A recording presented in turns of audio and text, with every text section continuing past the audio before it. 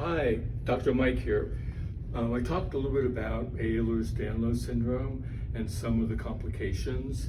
One of the major issues for me has been, in my 40 years experience of seeing infants, children, and adults with metabolic bone disease and Ehler Danlos Syndrome, is that it is important to make a diagnosis as early as possible for an infant or child.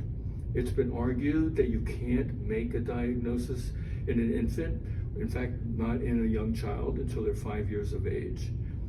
I have been seeing parents with EDS and advising them when they were having children as to the consequences of being able to intervene as soon as possible. So here are some of the symptoms that I typically see in infants with this genetic syndrome that when I follow them out into their teenage years, unequivocally determine that they have it.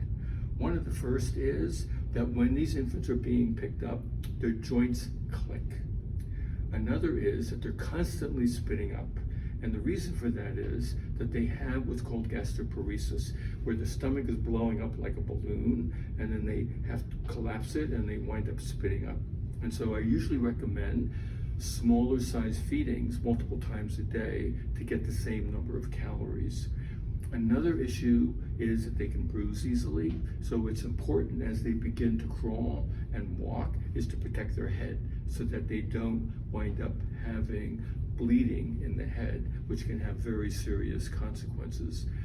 Also, they can have what's called mottled skin, where all of a sudden you see areas of blue, white, and red. It almost looks like bruises, but they come and go.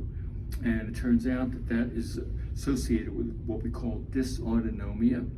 They also flush easily and sweat profusely. It's caused by mast cell hypersensitivity.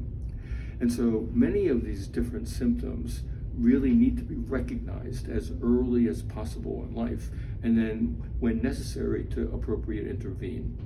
So thank you again for being on this journey with me, and I'll be providing you with more information about this genetic syndrome and its other health consequences.